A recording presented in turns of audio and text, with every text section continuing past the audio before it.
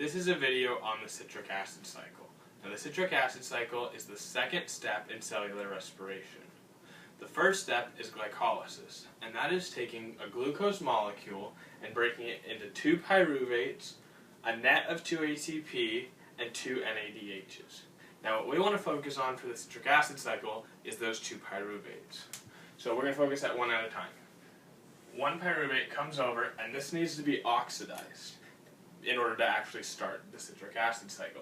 And this happens when coenzyme A, NAD+, and pyruvate are on the first side of the equation. And this is going to yield acetyl-CoA, NADH, and a waste product of CO2. Now, the NADH is going to go onto the electron transport, and the CO2 is a waste product. So now that we have acetyl-CoA, this is what we want to focus on to start the citric acid cycle. So now we are actually in the citric acid cycle. We have the acetyl-CoA from before joining with an oxaloacetate to create citric. Now, this whole process is extremely enzyme driven. Now, in this video, we're not going to go that in detail into naming those enzymes. However, I have red stars in each of the places where an enzyme would be. So, as I said, the oxaloacetate will join with an acetyl-CoA to perform citrate. Now, this is also citric acid.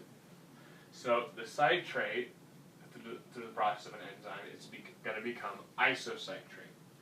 Now, another enzyme is going to take isocitrate from alpha-ketoglutarate, but before that happens, an NAD+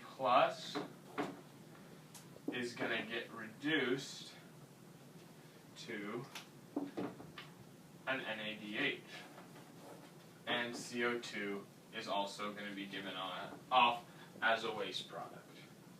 So now that we have the alpha-ketoglutarate, another enzyme is going to convert that to succinyl-CoA.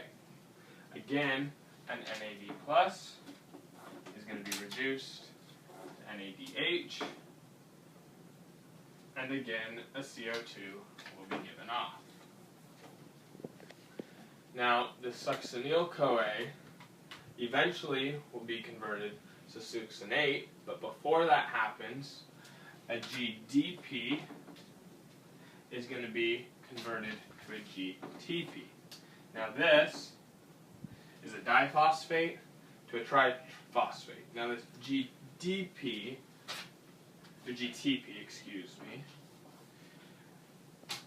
at the same time, ADP and ATP is going on, being converted, phosphorylized, to give you energy of ATP.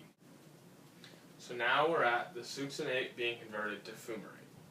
Now, this happens with the help of the enzyme and the fact that FAD is being reduced to FADH2.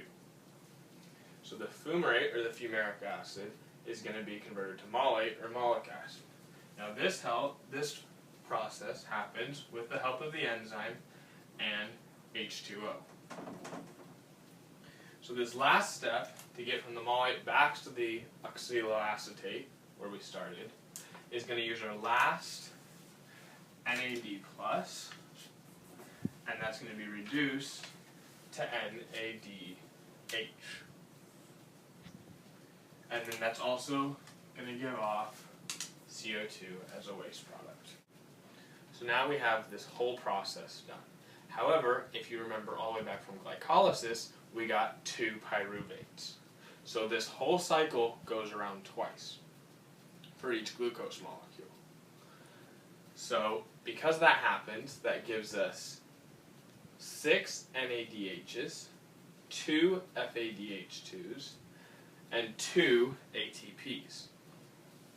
Now, all of those of the reduced form, except the ATP obviously, is going to be sent on off to the electron transport chain.